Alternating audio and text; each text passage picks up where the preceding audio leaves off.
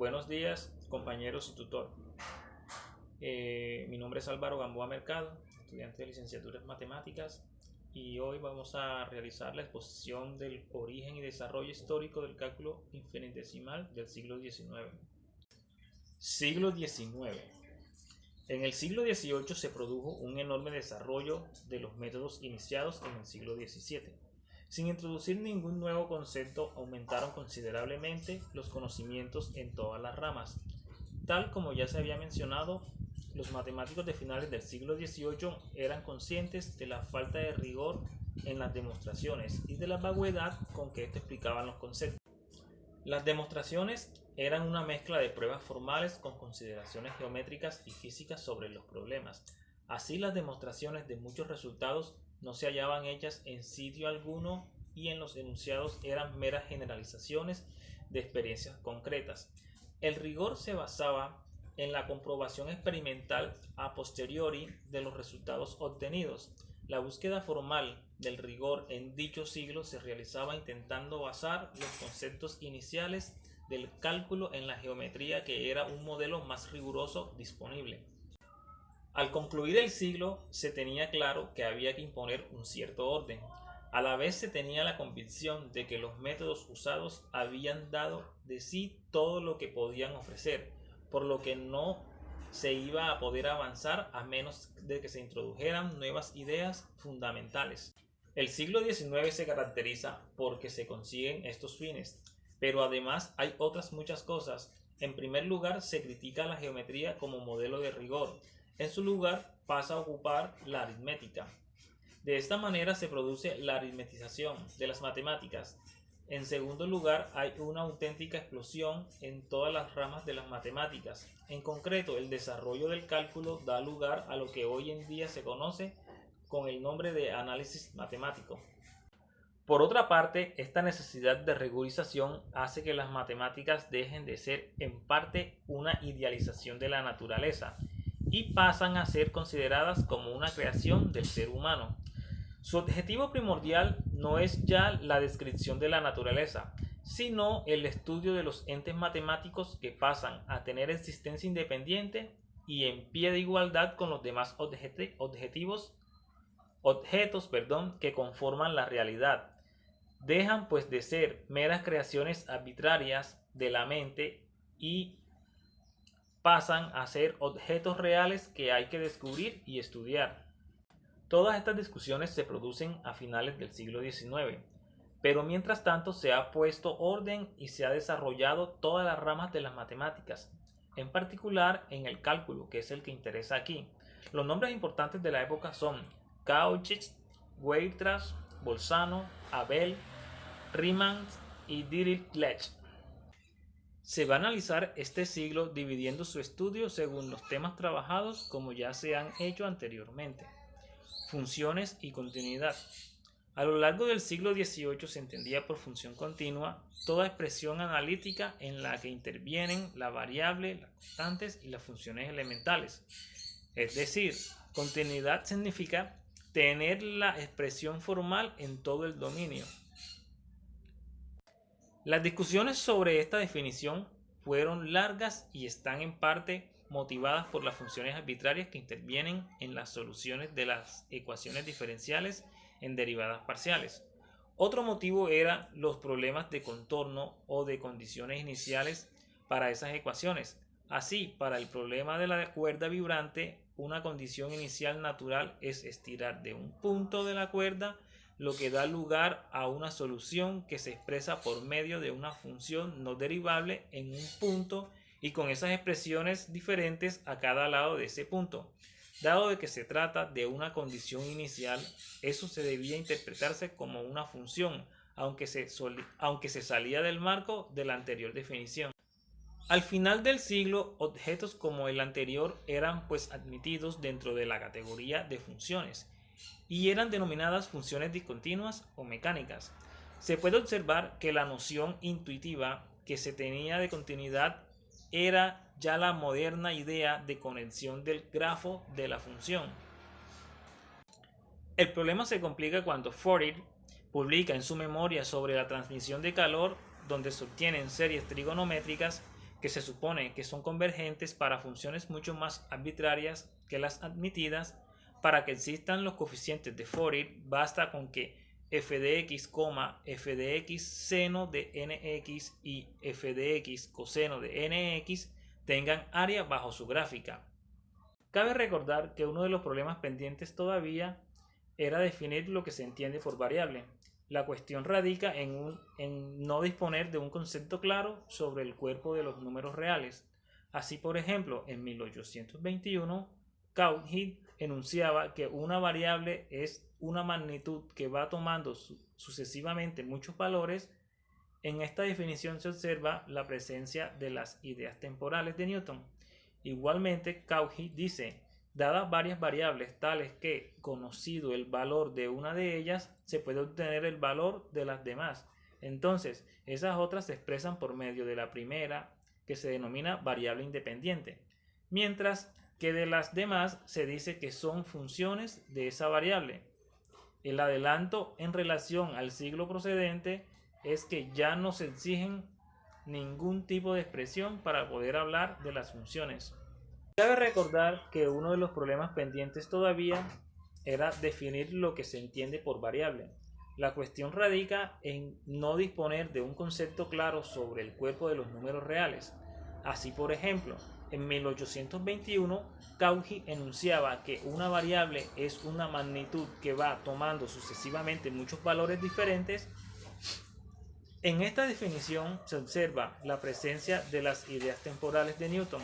Igualmente, Cauchy dice: dadas varias variables tales que, conocido el valor de una de ellas, se puede obtener el valor de las demás, entonces esas otras se expresan por medio de la primera, que se denomina variable independiente, mientras que de las demás se dice que son función de esa variable. El adelanto en relación al siglo procedente es que ya no se exige ningún tipo de la expresión para poder hablar de funciones. Es Dirichlet en 1837 el que da una definición como la que se usa hoy en día, la variable y en función de la variable x, cuando a cada valor de x en un intervalo le corresponde un valor de y. Todo ello independientemente de que haya expresiones, una o varias, que liguen y con x. Una vez visto cómo se ha perfilado la idea de función, veamos cómo se llega a la de continuidad. Es Bolzano el que sorprendentemente en 1817 escribe: la función f de x es continua en un intervalo si para cada valor de x en ese intervalo la diferencia de f de x más w menos f de x se puede hacer tan pequeña como se quiera, tomando un w suficientemente pequeño. Sin embargo, el trabajo de Bolzano no circula con amplitud necesaria entre sus contemporáneos y su influencia no es notoria. El que sí tuvo una influencia decisiva fue el curso de análisis que Cauchy publicó en 1821. Cauchy ataca y define con precisión el concepto de límite de una función y el de continuidad. Igualmente aclara los infinitamente pequeños como variables con límite cero y los infinitamente grandes como variables cuyo valor crece indefinidamente y converge hacia el infinito. Su definición de continuidad es la siguiente: f de x es continua en un punto x si un incremento infinitesimal de la variable produce un incremento infinitesimal de la función. Esto es, f de x es continua a si y solo si el límite de x cuando tiende a de f de x es igual a f de a. Derivación. Bolzano fue el primero en definir que f' de x es igual al límite de h cuando tiende a 0 de f de x más h menos f de x sobre h. F' de x no es un cociente de ceros ni la razón entre dos cantidades evanescentes, sino un número hacia el que se va aproximando ese cociente.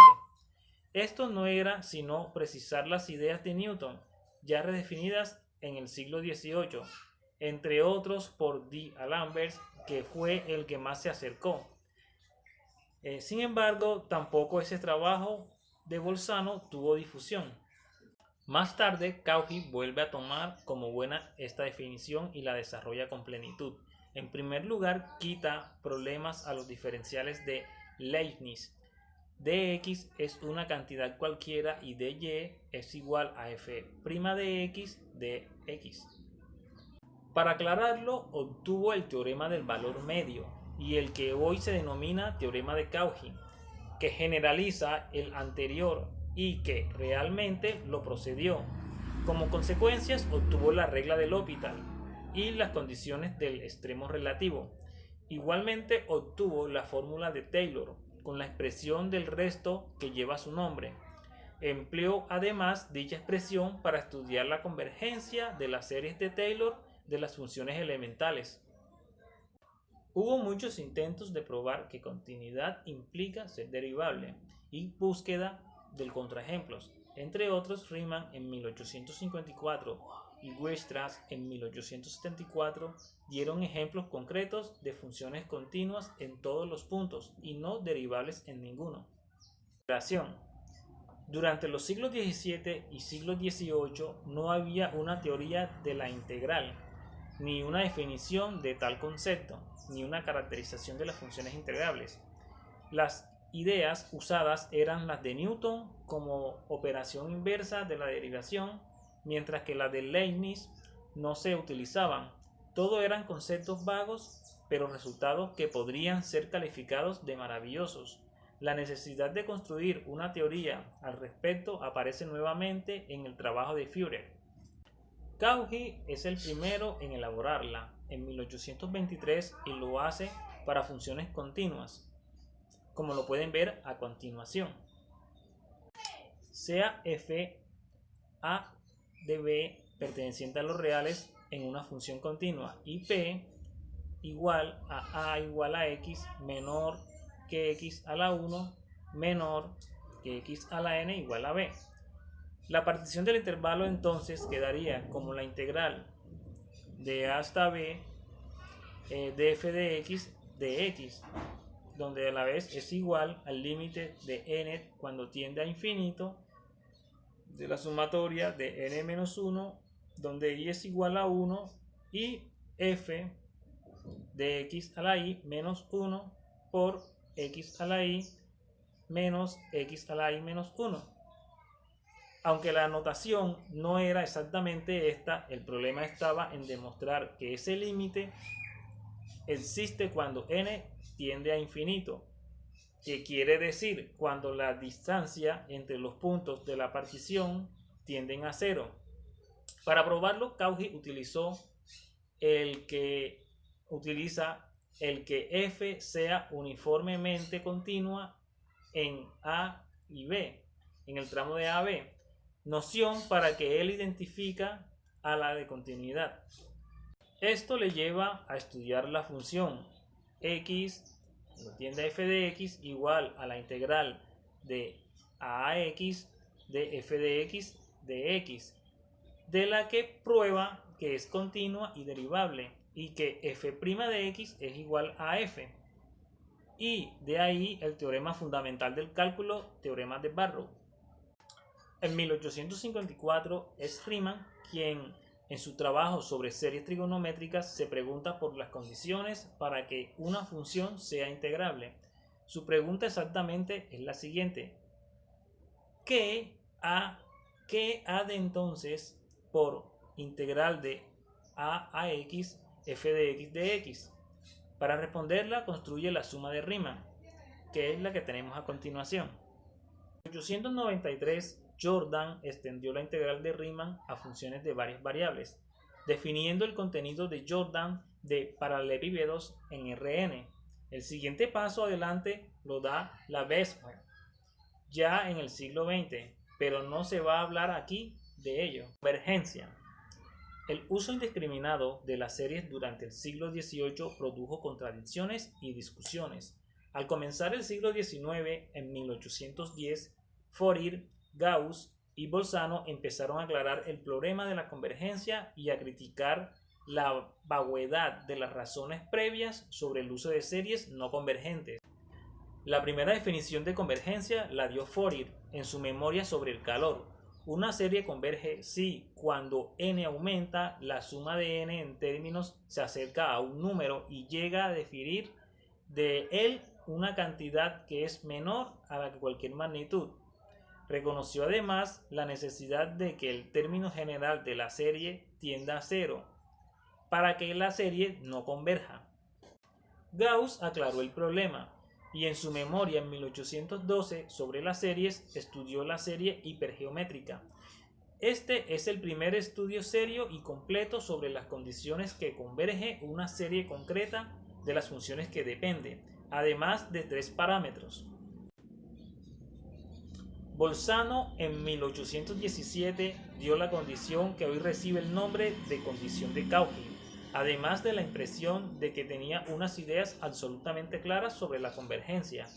De nuevo, es el trabajo de Cauchy el primer estudio organizado sobre series. Acerca de las series numéricas, dio la buena definición de convergencia y probó la necesidad del criterio que hoy lleva su nombre. La suficiencia era inaccesible debido al desconocimiento de las propiedades de los números reales.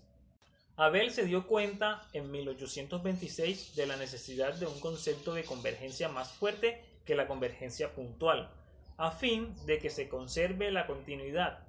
Stokes dio la definición correcta de convergencia uniforme en 1848. En escritos posteriores, Cauchy reconoció la necesidad de la convergencia uniforme para sus resultados.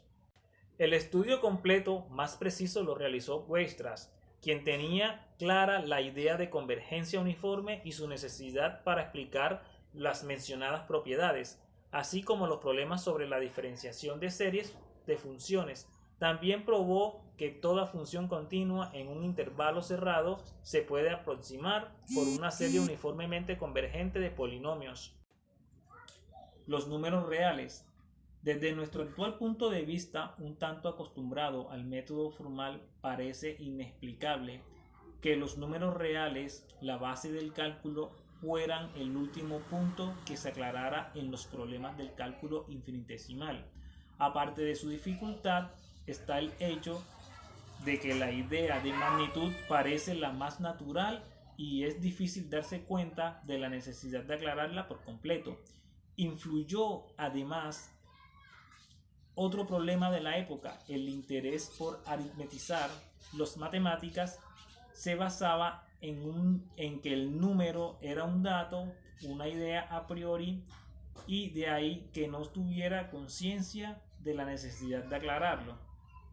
Así, las propiedades de las funciones continuas en un intervalo cerrado de la recta quedaban demostradas solo en la parte al no disponer de una teoría sobre los números reales. Igualmente, la condición de Cauchy para la convergencia de sucesiones y series de números quedaba incompleta, y lo mismo ocurría con las construcciones de la integral. La gota que colmó el vaso fueron las funciones continuas no diferenciables. Todo ello exigió una aclaración del sistema de los números reales. El problema era el de los números irracionales. Durante el siglo XVIII se habían utilizado sin problemas y se suponía que para ellos eran validez las mismas propiedades y operaciones para los racionales. Se decía de ellos que se aproximaban por racionales y eso bastaba. Después se precisó que era el límite de números racionales. Cantor aclaró que primero había que construirlos y después ver si eran límite de algo. Weierstrass en 1859 habló claramente de la necesidad de hacer una teoría sobre estos números. Mucho antes, en 1996, Wallis había identificado los números racionales con los decimales periódicos. Stolz probó en 1888 que todo irracional se puede representar como un número decimal no periódico. Esto provocó otra forma de ver el problema: los números reales son los números decimales.